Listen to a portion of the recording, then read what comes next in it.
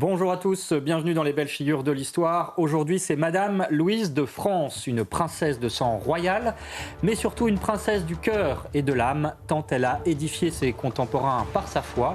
Encore aujourd'hui, l'Église envisage de la béatifier, c'est-à-dire l'étape qui précède la canonisation.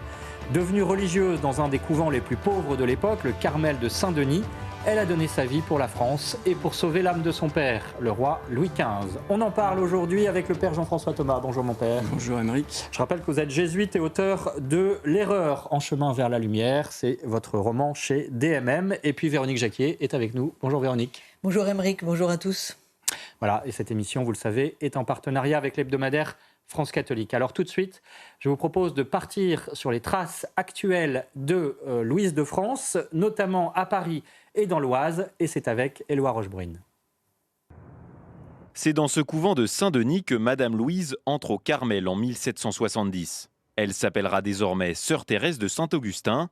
Élue prieure à 3 reprises, elle réalise beaucoup de travaux, comme la reconstruction de l'église en 1779, que l'on peut encore admirer aujourd'hui. Les carmélites ont quitté les lieux depuis 1959. Aujourd'hui, le cloître est un musée de la ville de Saint-Denis. À l'étage, une exposition dédiée aux sœurs, la cellule de Madame Louise a été reconstituée. Un lit, une table et une croix, preuve de la simplicité de la vie carmélite, loin du luxe de la cour de Louis XV. Dans l'Oise, le Carmel de Jonquière renferme aussi quelques objets. Au sous-sol, dans une vitrine de l'exposition, un tout petit tableau de Sœur Thérèse de Saint-Augustin dans son quotidien de carmélite. La converse avec le voile blanc est en train de laver la vaisselle et Madame Louise est en train de l'essuyer. Et vous vous rendez compte, pour l'époque, une fille de roi qui est au Carmel et qui fait la vaisselle. Ça, c'était absolument extraordinaire. À cette époque, la fin du XVIIIe, où il y avait peu de vocations, la présence de Madame Louise au Carmel a fait qu'il y a eu beaucoup de vocations dans cet ordre. Pour découvrir Madame Louise, l'exposition à Jonquière est ouverte sur demande. À Saint-Denis, le musée accueille les visiteurs tous les jours, sauf le mardi. Voilà, alors bien sûr, nous allons revenir avec Véronique Jacquier sur les détails de la biographie de Madame Louise, mais auparavant, Père Jean-François Thomas, une fille de roi à la vaisselle, c'est un paradoxe et un raccourci en même temps parfait, si je puis dire, de la vie de Madame Louise. Oui, alors Madame Louise ne s'est pas mise tout de suite à la vaisselle. Elle a été, pendant la première partie de sa vie, elle était reconnue comme cela, en tout cas comme très orgueilleuse et très consciente de son rang. Lorsqu'elle était à Fontevraud, donc petite fille et jeune fille, chez les bénédictines, il y a une des remarques qu'elle avait faites à une servante en disant « Mais ma fille, je suis la fille de votre roi ». Et la servante lui avait répondu, d'ailleurs avec beaucoup d'à-propos, « Mais madame, je suis la fille de votre Dieu ». Donc ça a pris du temps pour Madame Louise de vraiment également convertir ses sentiments pour en faire des sentiments totalement chrétiens. Donc il était bon qu'elle fasse la vaisselle. Exactement. Alors reprenons, Véronique, les différentes étapes de la biographie de Madame Louise, parce qu'effectivement, c'est d'abord une fille de roi et la fille du roi Louis XV. Tout à fait. Louise de France, fille du roi Louis XV et de la reine d'origine polonaise Marie Lesinska, qui aura 10 enfants en 10 ans. Et Louise de France, on l'appelle Madame Dernière, car c'est la dernière des 10 enfants, dont 8 filles. Elle est née en 1737 à Versailles et elle n'a que 2 ans, même pas 2 ans d'ailleurs, quand elle part avec ses 3 autres sœurs cadettes à l'abbaye de Fontevraud. Leur éducation est confiée à des religieuses. Alors la décision d'éloigner les petites princesses de Versailles, on peut se dire de nos jours, mais quelle idée, des enfants aussi jeunes, les éloigner de leurs parents. Bon, c'était quand même le couple royal. Ça s'expliquait aussi pour leur trouver un climat plus sain, loin de la cour et des courtisans. Alors, vous l'avez dit, Père Thomas, elle avait un sacré tempérament, toute jeune, un sacré orgueil aussi. Elle avait tout à fait conscience de son rang. Elle était très vive, mais en tout cas, très jeune, elle avait déjà quand même le sentiment de se donner à Dieu, beaucoup de religiosité. Elle va faire sa première communion et recevra la confirmation dans l'église paroissiale de Fontevraud. Là aussi, vous allez nous expliquer, Père Thomas, il y a quand même une singularité, c'est que le couple royal, Louis XV et Marie Lesinska, n'étaient pas présents.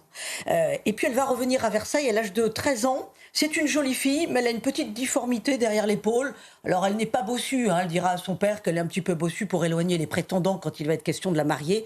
Sans doute souffrait-elle d'une scoliose ou d'une mauvaise chute quand elle était enfant. En tout cas, elle sait déjà qu'elle peut se garder pour Dieu seule. Mais il faut imaginer le faste qui l'entoure, hein. Les femmes de chambre, les coiffeuses, les blanchisseuses, les valets. Il y a en moyenne 10 à 12 personnes autour d'elle, à son service. Telle est l'étiquette à Versailles. Loin d'être éblouie, Louise reste simple. Elle observe, elle se tient à distance des querelles et des intrigues. Et puis, comme ses frères et sœurs, il lui faut compter avec Madame de Pompadour qui règne à l'époque, quand elle est enfant, sur le cœur de son père, parce que sa maman est décédée quand elle était jeune. Donc c'est quand même une drôle de jeunesse pour une princesse. Père Thomas, expliquez-nous le contexte de l'époque. La vie de princesse ne fait rêver que quand on tourne les pages de Gala ou Point de vue et Images du Monde, ou quand on voit des films de Hollywood. La réalité était en fait particulièrement dure. Dès la naissance, c'était une vie de sacrifice, et notamment pour les filles, évidemment, qui n'avaient pas accès au trône en France. Cette séparation d'avec les parents, ça peut nous paraître en effet surprenant, mais en effet, les enfants des bonnes familles étaient confiés à l'époque à des gouvernantes, à des précepteurs, et parfois, dans certaines familles, il y avait un contact direct journalier ou hebdomadaire avec les parents, mais pas forcément. Donc, lorsque Louise de France va revenir à Versailles, elle sera déjà une jeune fille. C'est là qu'elle va découvrir, en fait, ses parents, qu'elle va découvrir la reine-mère et qu'elle va découvrir Louis XV. Et les relations seront tout de suite très, très intimes et très profondes. Louis XV lui donnait, comme il donnait à tous ses enfants, un surnom. Il l'appelait Chiffre. Donc ça dit, en fait, la simplicité des rapports royaux dans la famille royale. Et c'est Louis XV qui a un peu cassé l'étiquette tellement pesante imposée par Louis XIV à Versailles. C'est lui, par exemple, qui va faire construire les petits appartements, justement pour avoir une vie familiale intime. Louis XV était un homme qui aimait beaucoup sa femme, même si ensuite il l'a beaucoup trompée. Et c'était un homme qui aimait les enfants parce qu'il a été orphelin à 2 ans et il a été roi à 5 ans. Donc la charge a été écrasante pour lui. C'était un homme très secret, très torturé, très angoissé. Et il trouvait, je pense, auprès de ses enfants, comme on le voit dans la relation qu'il aura eue avec Madame Louise de France, même quand elle était au Carmel, qui trouvera auprès de ses enfants une consolation.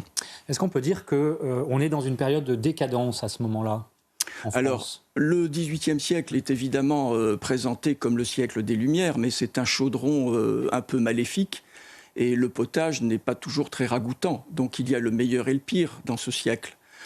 C'est le siècle des philosophes, c'est le siècle des pamphlétaires, qui vont commencer évidemment à miner, bien en amont de la Révolution, la monarchie, et qui vont miner aussi la foi en Dieu. Et c'est un siècle qui, religieusement, est très tourmenté. Il y a le gallicanisme, le jansénisme, l'ultramontanisme. C'est l'époque où la Compagnie de Jésus, en France, qui était évidemment très proche du pouvoir, mais également très proche de Rome, va être supprimée sous la pression notamment des philosophes et des maîtresses de Louis XV, à commencer par Madame de Pompadour. Alors Véronique, revenons-en à Louise de France, qui effectivement, donc, on l'a dit, princesse à Versailles, mais elle dira d'ailleurs « j'étais esclave à la cour », ce qui montre bien effectivement cette pesanteur, mais elle a un désir extrêmement fort de mener une vie retirée du monde. Comment a-t-elle réussi justement à quitter Versailles et les fastes de Versailles ? Alors ce n'était pas évident parce qu'elle avait des obligations en tant que princesse de sang royal et elle a en horreur les vanités de la cour.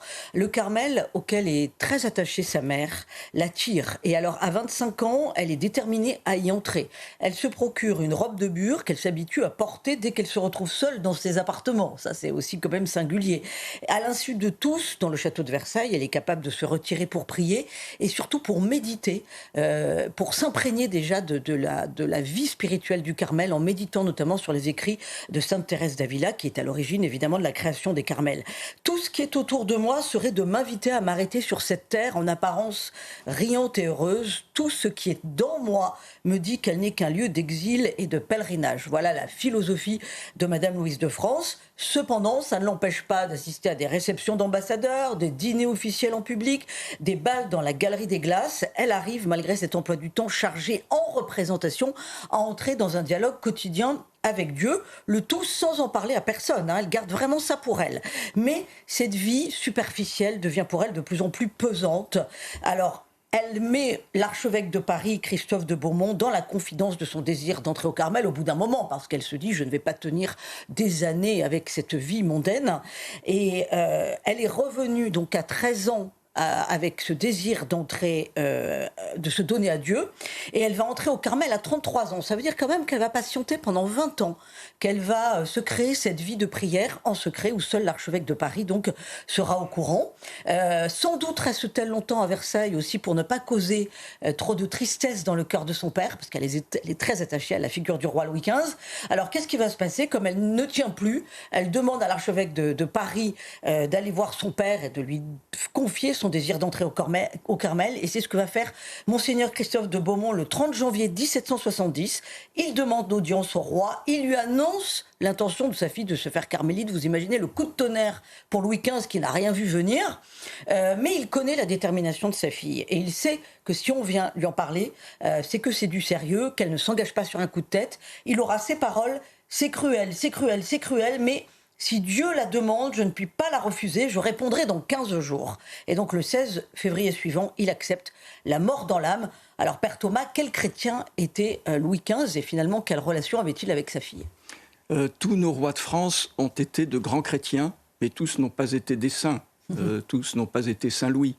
Louis XV était un grand chrétien et également un grand pécheur. Et comme grand chrétien, il avait conscience de son péché. Pendant 30 ans, il n'a pas reçu la Sainte Communion. C'était pour lui également une humiliation face à toute la cour. Donc il allait à la messe sans communier, justement, parce qu'il savait qu'il ne pouvait pas réformer sa vie. Mais c'était un homme qui méditait les Saintes Écritures, et c'était un homme qui priait. Quant à la reine Marie Lesinska, c'était une femme très pieuse. Donc il n'est pas étonnant que Louise de France, lorsqu'elle a retrouvé ses parents, ait été également influencée par cette foi, mais elle a été très marquée par le fait que son père vivait dans le péché. Donc elle a voulu également se consacrer à Dieu pour racheter le péché de son père. En tout cas, Louis XV, c'est un homme qui craint Dieu. Et lorsqu'il signera, par exemple, l'expulsion des Jésuites de France, il le fera la mort dans l'âme, parce qu'il y avait une pression politique terrible, notamment des parlements, et pas simplement de Madame de Pompadour, mais de tout ce cercle des philosophes et des libertins qui voulaient absolument expulser les Jésuites comme premier pas pour ébranler la monarchie. Il faut rappeler qu'en Autriche, à peu près à la même époque, ou un peu plus tard, en tout cas, on interdit effectivement les contemplatifs, les ordres religieux, parce qu'ils ne servent à rien, disait l'empereur Joseph II. Oui, et c'est Joseph II qui est le frère de Marie-Antoinette. Voilà, donc ce qui donne bien effectivement l'atmosphère de l'époque. Un mot sur Thérèse d'Avila, qui est la réformatrice du Carmel, qui n'a pas évidemment créé le Carmel.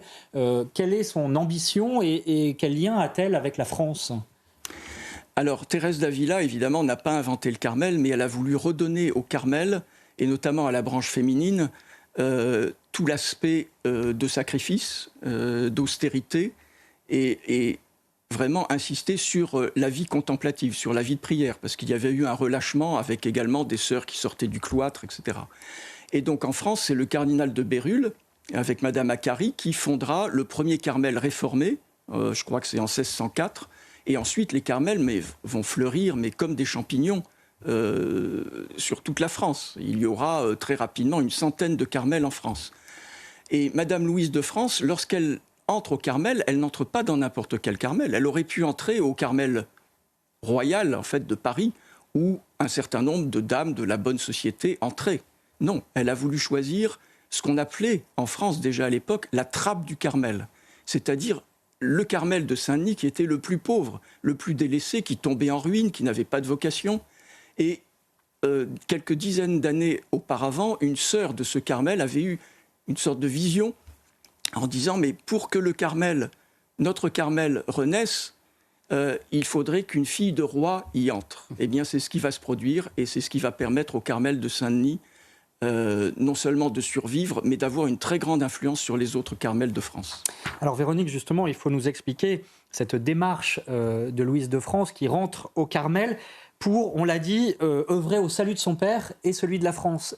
Qu'est-ce que ça veut dire ? Alors, elle entre au Carmel le 25 septembre 1771, elle prononce ses premiers vœux, elle prend le nom de religion de Thérèse de Saint-Augustin et elle déclare « Moi, carmélite, et le roi tout à Dieu ». C'est-à-dire qu'elle a vraiment conscience qu'il faut qu'elle prie pour l'âme de son père, pendant encore sa vie, mais aussi après sa mort, pour la France également. Elle prie sans cesse, d'autant qu'elle n'apprécie pas de voir son père combler son veuvage avec, à l'époque, Madame du Barry. Elle estime que Madame du Barry ne peut pas faire du bien à l'âme de son père. Donc voilà, elle pense que par la prière, elle va être exaucée. Cependant, Louis XV est emporté par la variole en 1774, c'est-à-dire 3 ans après son entrée au Carmel. Et s'il a une fin relativement chrétienne, ce n'est pas non plus la conversion qu'espérait Louise. Donc elle va vraiment toujours continuer à prier et à se sacrifier pour le salut éternel de son père. Vous l'avez dit, Père Thomas, elle entre au Carmel de Saint-Denis, à 2 pas de la nécropole des rois de France. Elle demande à avoir le même traitement que les autres sœurs. Pour la communauté, donc sa venue est providentielle parce qu'elle vient avec une énorme dot, ce qui fait qu'on va pouvoir non seulement sauver le Carmel, mais en plus faire des travaux pour qu'il continue à tenir debout. Et puis surtout, il y a un aspect quand même qui est très très intéressant, c'est qu'elle va être élue prieure très rapidement, en 1773, donc seulement 2 ans après son arrivée. Vous imaginez, une fille de roi, elle ne va pas non plus se contenter de faire la vaisselle, elle prend très très vite des responsabilités, elle a ce tempérament. Elle a un tempérament fait pour ça, mais elle est très humble et elle veut rester dans l'ombre. Or, qu'est-ce qui va se passer ? Elle va se rendre compte finalement que sa vocation l'amène à être dans la lumière, ne serait-ce que pour défendre les intérêts du Carmel. C'est-à-dire qu'elle va avoir des relations en lien avec son rang, qui fait qu'elle va établir des correspondances toute sa vie avec de nombreuses personnalités.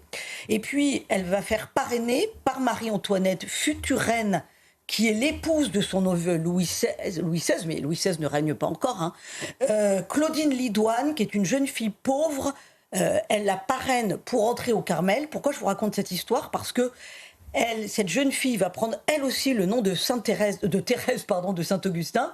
Elle va devenir prieure du Carmel de Compiègne et elle va monter à l'échafaud avec les fameuses carmélites de Compiègne qui vont être guillotinées sous la Terreur en 1794. Donc il y a une fécondité, mais il y a aussi une continuité de ces filles du Carmel qui s'offrent non seulement pour le roi Louis XV, mais aussi pour la France. Alors, Madame Louise, elle ne va pas connaître le martyre comme les carmélites de Compiègne.